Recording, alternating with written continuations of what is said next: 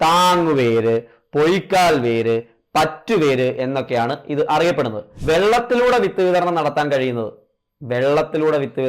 കഴിയുന്നത്. ഹായ്, നമസ്കാരം. സയൻസിന്റെ ചോദ്യപ്പെട്ടിയുടെ പുതിയൊരു പാർട്ടിലേക്ക് എല്ലാവർക്കും ഒരിക്കൽ കൂടി സ്വാഗതം. 5ാം ക്ലാസ്സിന്റെ 4ാമത്തെ മോഡ്യൂളിനെ ബേസ് ചെയ്തിട്ടുള്ള ക്വസ്റ്റ്യൻസ് ആണ് ഇന്ന് നമ്മൾ ഡിസ്കസ് ചെയ്യാനായിട്ട് പോകുന്നത്. അപ്പോൾ ആ ചാപ്റ്ററിന്റെ പേരെന്ന് പറയുന്നത് ജീവനുള്ള വിത്തുകൾ എന്നാണ്. വിത്തുകൾ, അതിൻ്റെ മുളയ്ക്കുന്നതുമായിട്ട് ബന്ധപ്പെട്ട കാര്യങ്ങൾ, അങ്ങനെ അതിലാദ്യം വരുന്നത് എന്താണ്, പുറത്തേക്ക് ഓരോ ഭാഗവും എങ്ങനെയൊക്കെ മാറുന്നു, ഇങ്ങനത്തെ ആശയങ്ങളൊക്കെയാണ് അവിടെ ഉള്ളത്. ബേസിക് ആയിട്ടുള്ള കാര്യങ്ങളാണ്. അതിൽ ഏറ്റവും ബേസിക് ആയിട്ടുള്ള ക്വസ്റ്റ്യനാണ് ആദ്യം കൊടുത്തിരിക്കുന്നത്. വിത്ത് മുളയ്ക്കാൻ ആവശ്യമായ ഘടകങ്ങൾ ഏത്? ജലം, മണ്ണ്, അനുയോജ്യമായ താപനില, സൂര്യപ്രകാശം. ജലം, മണ്ണ്, അനുയോജ്യമായ താപനില, സൂര്യപ്രകാശം. 1, 2, 3, 4, 1, 2, 1, 3, 1, 3, 4 ഏതാണ്? വിത്ത് മുളയ്ക്കാൻ ആവശ്യമായിട്ടുള്ള ഘടകങ്ങൾ ഏതൊക്കെയാണെന്ന് ചോദിച്ചാൽ തീർച്ചയായിട്ടും അവിടെ 1, 3 ആണ്. നോക്കിയേ, 1, 3 എന്ന് പറയുമ്പോൾ ജലം വേണം, അനുയോജ്യമായ താപനില വേണം. വിത്ത് മുളയ്ക്കാൻ അപ്പം മണ്ണും സൂര്യപ്രകാശവും വേണ്ടേ?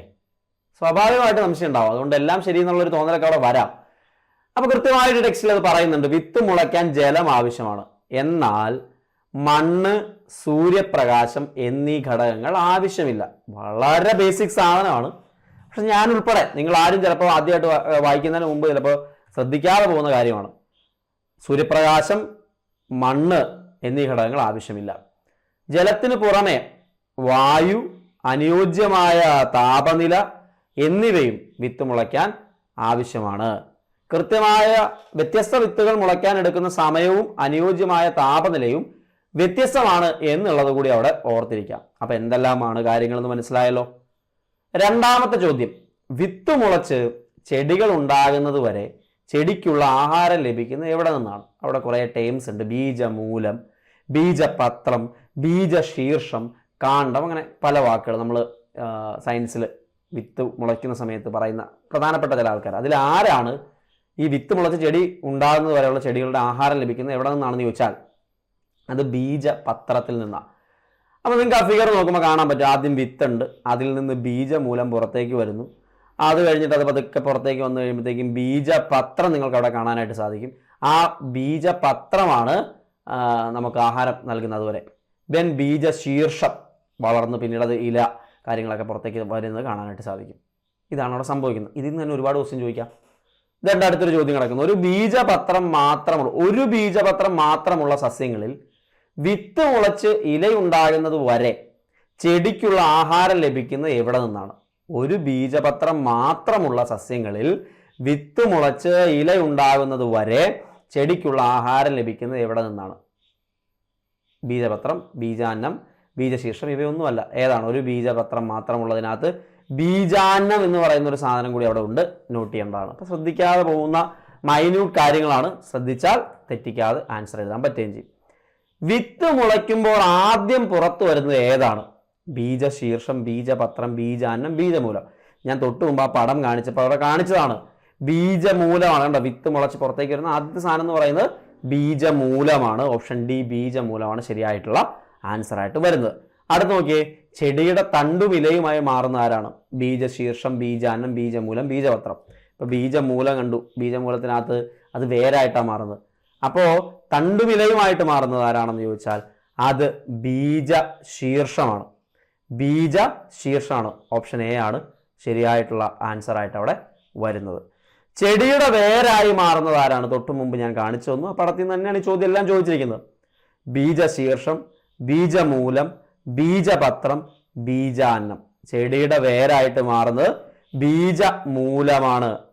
ഫിഗറിൽ എല്ലാം കിടപ്പുണ്ട്. ആവർത്തിച്ച് ഏത് വേണമെങ്കിലും ചോദ്യമായിട്ട് വരാവുന്നതാണ്. അപ്പോൾ ആ ഭാഗം ഒന്ന് നന്നായിട്ട് മനസ്സിലാക്കിയിരുന്നു. ടെക്സ്റ്റ് കൂടി റെഫർ ചെയ്ത് പോകാനായിട്ട് ശ്രമിക്കാം.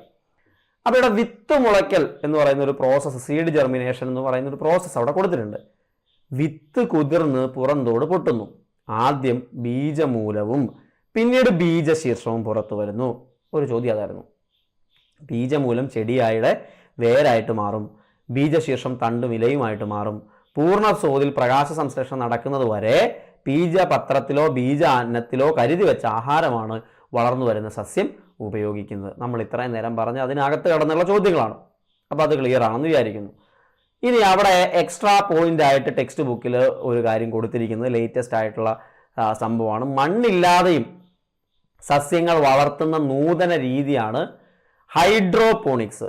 ഈ കൃഷി രീതിയിൽ മണ്ണിന് പകരം പോഷകലായനിയിൽ സസ്യങ്ങൾ വളർത്തുകയാണ് ചെയ്യുന്നത്. ഹൈഡ്രോപോണിക്സ്.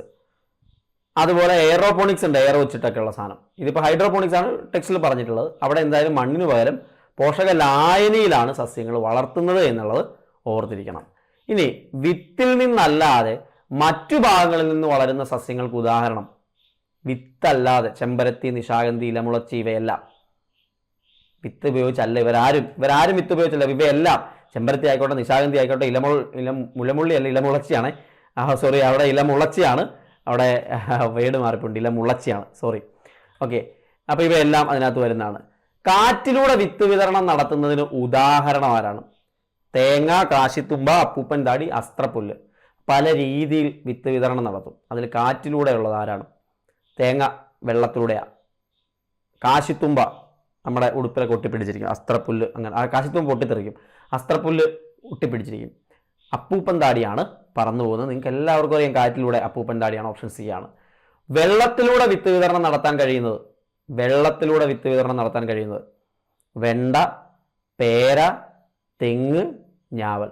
വെള്ളത്തിലൂടെ വെണ്ട പൊട്ടിത്തെറിക്കും. പിന്നെ ആരാ? തെങ്ങാണ് വെള്ളത്തിലൂടെ ഒഴുകിപ്പോയിട്ട് അതിൻ്റെ തോടൊക്കെ അതിന് വേണ്ടിയിട്ട് അങ്ങനെ ഉണ്ടാക്കിയിരിക്കുന്നതൊക്കെ. തെങ്ങ് വെള്ളത്തിലൂടെ ഒഴുകിപ്പോയാണ് അത് കിളുക്കുന്നതൊക്കെ. അപ്പോൾ ഓപ്ഷൻ സി തെങ്ങ്. റബ്ബറിൻ്റെ വിത്ത് വിതരണ രീതി എല്ലാം ടെക്സ്റ്റിലുള്ളതാണ്. മൃഗങ്ങളിലൂടെ, വെള്ളത്തിലൂടെ, കാറ്റിലൂടെ സ്വയം പൊട്ടിത്തെറിച്ച്. മൃഗങ്ങളാണോ റബ്ബർ തിന്നുന്നത്? വെള്ളത്തിലൂടെ ഒഴുകിപ്പോവാണോ? കാറ്റിലൂടെ തെറിച്ചു പോവാണോ? അല്ല, സ്വയം പൊട്ടിത്തെറിക്കുക. അതിലൊരു 3 ഇതിലുള്ള ഷേപ്പിലുള്ള സാധനം ഉണ്ട്, അതിനകത്ത് പൊട്ടിത്തെറിച്ചിട്ടാണ് ഇത് വീഴുന്നത്. സ്വയം പൊട്ടിത്തെറിച്ചാണ്. ഓപ്ഷൻ ഡി ആണ് ശരിയായിട്ടുള്ള ആൻസർ. തായ്വേര് പടലത്തിന് ഉദാഹരണം. പലതരത്തിലുള്ള വേരുകളെ കുറിച്ച് പഠിക്കുന്നുണ്ട്. നാരുവേര്, തായ്വേരൊക്കെ. പുല്ല്, മുള, തെങ്ങ്, മാവ്.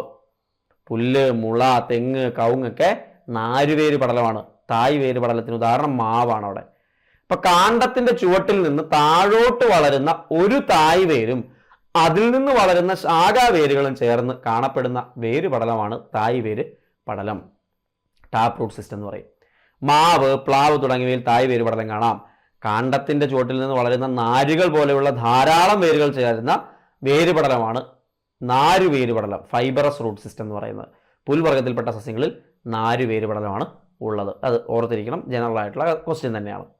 തായ്വേര് പടലമുള്ള സസ്യങ്ങളിൽ ഇലകളിലെ ശിരാവിന്യാസത്തിൽ കണക്ഷൻ ഉണ്ട്. തായ്വേര് പടലമുള്ളതിനകത്താണ് സമാന്തര ശിരാവിന്യാസമാണോ, ജാലികാ ശിരാവിന്യാസമാണോ, എ ആൻഡ് ബി ആണോ? ഇവയൊന്നുമല്ല. ഏതാണ് ശരി? തായ്വേര് പടലമുള്ള സസ്യങ്ങളിലെ ഇലകളിൽ എന്ന് പറയുന്നത് ജാലികാ ശിരാവിന്യാസമാണ്. ഒന്നാമത്തെ ഫിഗറിൽ കാണുന്ന അതാണ്. രണ്ടാമത്തത് നോക്കൂ, കവുങ്ങിന്റെയും തെങ്ങിന്റെയും ഒക്കെ വരുന്ന സമയത്ത് നാരുവേര് പടലത്തിലാണ് സമാന്തര ശിരാവിന്യാസം കാണുന്ന. ഓപ്ഷൻ എ കാണുന്നത്. അപ്പൊ ഇത് ഓർത്തോ.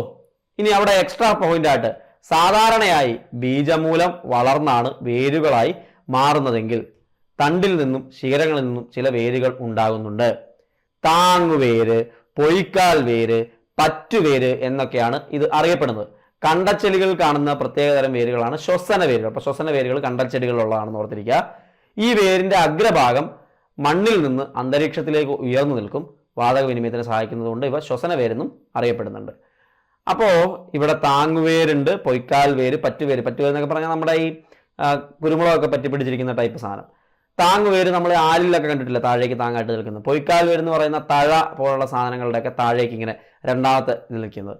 പറ്റുവേര് ഇതാ കാണുന്ന പോലെ നമ്മുടെ എന്താ പറയുക, ഓർക്കിഡുകൾ അങ്ങനത്തെ സാധനങ്ങളൊക്കെ പറ്റി പിടിച്ചിരിക്കുന്നത്. ശ്വസന വേരുകളാണ് ഏറ്റവും അവസാനത്തെ ഫിഗറിൽ കാണുന്നത്. കണ്ടൽക്കാടുകളിൽ ശ്വസന വേരുകൾ കാണാനായിട്ട് സാധിക്കുകയും ചെയ്യും.